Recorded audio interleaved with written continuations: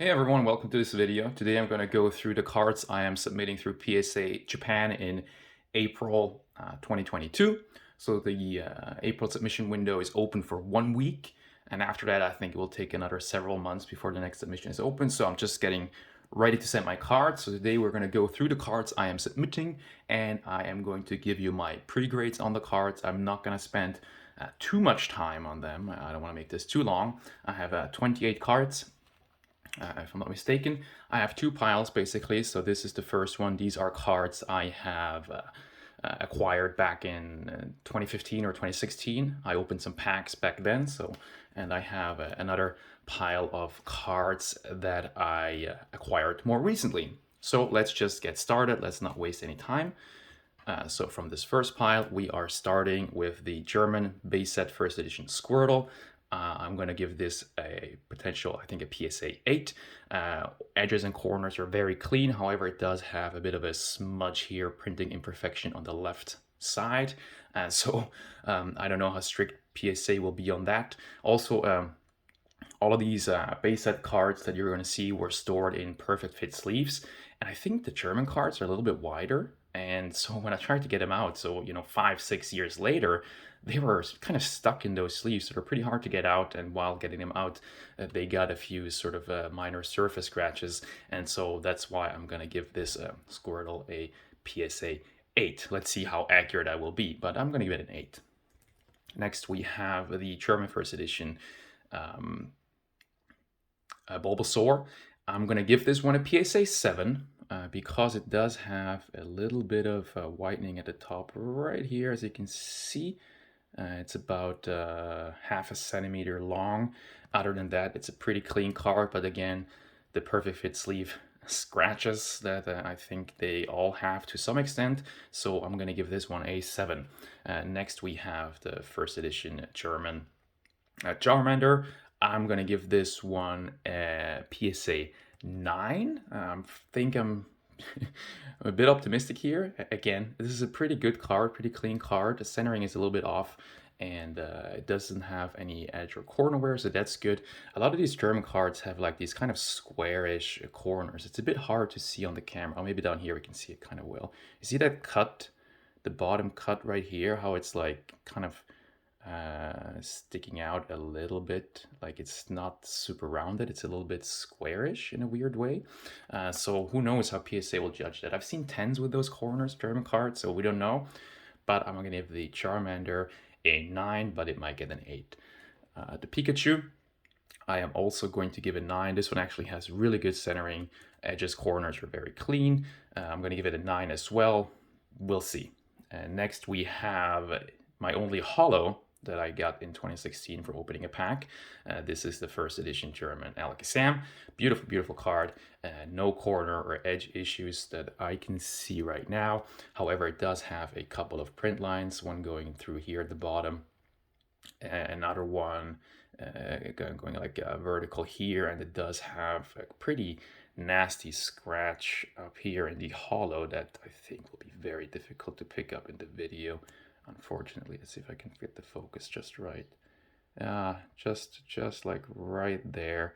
It's a bit hard to see being in the sleeve here and everything, but it's definitely there. And so I know PSA is pretty harsh when it comes to surface scratches, so I'm going to give this Alakazam a PSA 7. Next, we have some fossil cards that I opened in 2016. I bought 3 or 4 booster packs. This was one of the cards I got. Unfortunately, all the fossil cards that I'm going to show you, I mean, they are very mint as far as I can tell, like no corner and edge issues, no scratches on the hollow, nothing like that, but they all have factory, what I would say roller lines that go, from all the way from the top all the way to the bottom, and like multiple, like many, all the way throughout. They are a bit difficult to see through this case, or nearly impossible, but they're there. I don't know how strict PSA will be with these. I could see these get a 7, unfortunately. But again, no edge wear, no corner wear, no hollow scratches, no scratches that came from a person or anything like that. It's just factory issues with these. And so I'm still going to give it a 7. If it gets an 8, I'll be happy. Same story with the Magneton fossil, and same story with the with the Mew fossil. This is such a nice looking card. I mean, look at that swirl. And just this card is just such a nice card. Let's see if we can get the factory like print roller lines to show up. Yeah, so much. Sorry for the reflection, by the way. It's a bit nasty, but I don't have the best conditions right now. Yeah, we, as expected, we can't really get them to show up, unfortunately, but they're here. So we'll see. Next we have a base set 1996 Charizard. I got this in a card shop in Hokkaido in Sapporo in 2016. I think I paid like $20 for it. At first glance, this card looks super minty. Like, as you can see, it looks very clean. The back, look at the corners, edges. It only has a bit of an issue down here at the bottom corner there, and has a bit of whitening.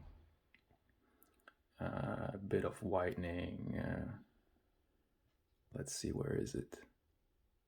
Just where my finger is, like right there. So you can probably see just the tiniest speck of white right there. However, this card has a ton, and I mean a ton, of surface scratches on the back. It has a few hollow scratches, nothing major, but it has plenty. And it has some tiny specks all the way at the bottom from wear and tear where the hollow is shining through, like kind of micro spots. Maybe you can see one right here in the... yeah, like you can see right there is an example that's kind of easy to see. So it's just wear and tear. But especially the back scratches are pretty nasty. I'm going to give it a 5. Next, we have the 20th anniversary Zapdos full art from the XY starter deck. This is a very nice, clean looking card. Centering is unfortunately a little bit off. God, I'm sorry, the glare is really bad. But other than that, it's a pretty clean card, but I'm going to give it a 9. Next, we have the Mega Blastoise EX, also 20th anniversary XY starter deck or theme deck, and I'm going to give this a 9 as well. Same with these Charizard EXs, 20th anniversary starter decks, and same with the Mega Charizard EX 20th anniversary starter deck. I'm going to give all of these a 9. I think some of them could come back as 10s, but also they might come back as 8s. You never know. So I'm going to give them a 9. I think it's a 9 is maybe a little optimistic. All right, moving on to the cards I acquired more recently. We are starting off with a Light Dragonite from Neo Destiny. This card is pretty clean. Edges, corners, very nice. Nothing on the hull that I could find, but it does have some minor surface scratches on the back. I'm going to give it an 8. Next, we have from the Neo Premium File 2, the Pichu Charizard Entei, all with swirls, which I don't know, I just think is lovely. I opened a Neo Premium File, and yeah, I mean, the cards are super mint. Centering isn't perfect. I'm going to give all 3 of these a 9. I think there could be a 10 in here if we get lucky, but I'm going to give them a 9. If any of these get an 8, I would be quite disappointed. Next, we have an E-Series Ariados holographic. This one has a tiny dot up here that looks like it's a factory issue. Other than that, it's a very clean card. I'm going to give it an 8. Next, we have a Trainer Magazine Volume 12 Rockets Scizor, or Scizor, however you want to pronounce it, holographic. I think this is a very cool card. It has a swirl on the right here. Kind of hard to see. This artwork was used for the best of game cards in English, but the only way to get this card in holographic is with this Trainer Magazine promo card. You know, the Versus series, I think, is such a cool card. I bought like 3 Trainer Magazines. I opened up one to get a card to grade. This is the one I got. The centering doesn't look perfect, as you can see. You know, E-Series centering is a bit weird, and I've seen 10s of this card with similar centering where the top is thicker than the right, but I think mine is just a little bit too much. It's ever so slightly thicker at the top and ever so slightly thinner at the right. So I'm gonna give it a 9. Probably not worth grading right now. If you're wondering, grading right now through PSA Japan costs $30 per card before shipping and fees and insurance. So, but yeah, it could sneak a 10, but I think it will get a 9.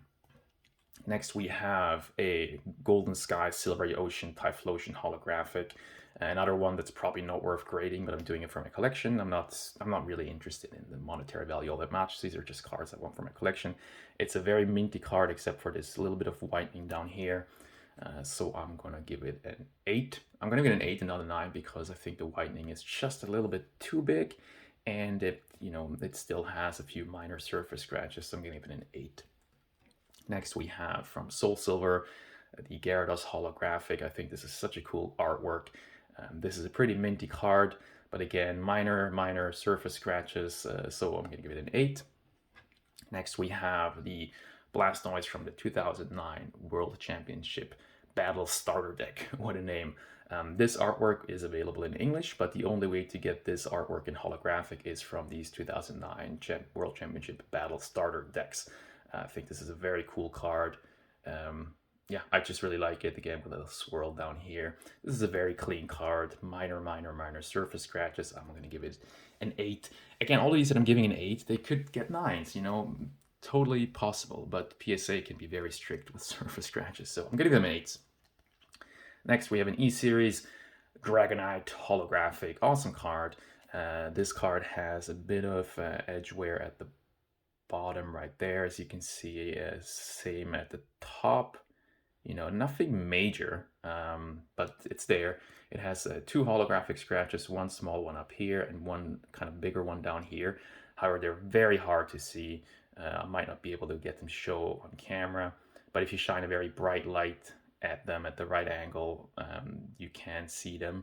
I can even see a little bit something here, maybe a few scratches. I'm giving it a 7.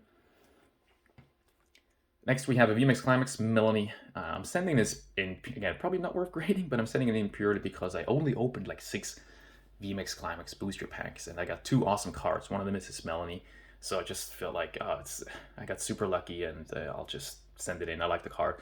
It's a mint card, except it has, very typical for VMAX Climax, it has a couple of print lines. One is right there, and another one is down here, so I'm going to give it a 9. Next, we have also from those 6 packs that I opened, the Character Secret Rare Rayquaza VMAX Full Art card. And again, same story with Melanie's Super Mint card, except it has a print line right up here, as you can probably tell, right here. So I'm going to give it a 9. Could sneak a 10, but I'll give it a 9. Next, we have a card that everyone recognizes, of course, but you might be surprised, this card is from 2019, as you can see right here by the copyright date, 2019. This is actually a reprint of the original one for a movie that came out in 2019. It uses the same holographic pattern. Everything about the card is exactly the same, except the copyright, basically. And I just thought it was really cool. I found it for a decent price online in Japan. It came with the magazine it was in.